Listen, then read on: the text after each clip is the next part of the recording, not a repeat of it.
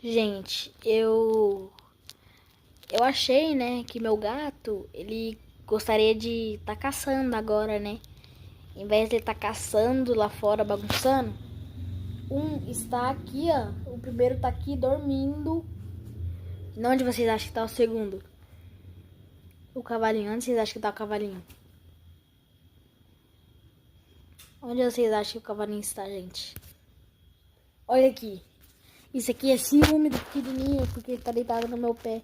Era pra ele estar caçando rato e barata e os outros bichinhos que tá aqui em casa. Mas não, ele fica aqui, ó, deitado, dormindo. Ele não tá nem aí pra bicho.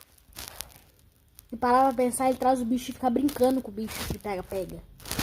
Esconde.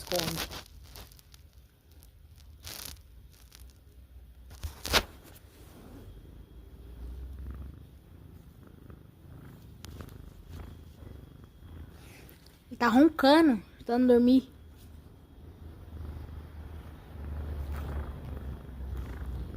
Não sei se tá dando pra vocês escutar aí, galera. Mas ele chega a tá roncando de dormir. O cavalinho tá roncando de dormir. Olha aí, gente. Largado no meu colo. Ó, o Piquitiquinho acordou.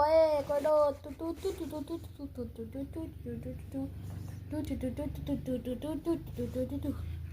Cavalinho não. Cavalinho tá dormindo ainda.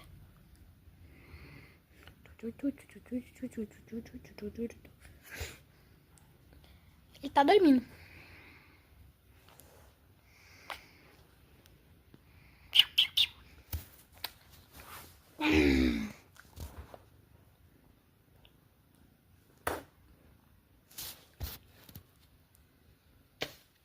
Gente, eu comprei uma coberta linda lá no Paraguai. Eu não mostrei pra vocês, eu acho. Não mostrei. Eu só mostrei o vídeo que eu fui pra lá, né? Que eu fui pro Paraguai e tudo mais.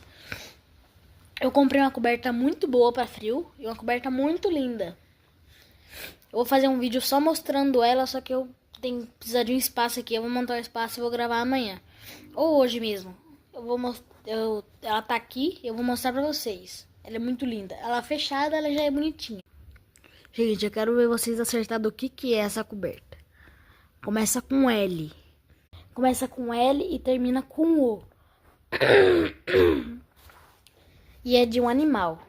Que animal começa com L e termina com O? Vocês podem estar pensando que é um, mas pode ser outro. Eu não vou falar, eu vou deixar pra mostrar no próximo vídeo. Talvez seja amanhã. Tchau, pessoal. Ele tá dormindo ainda.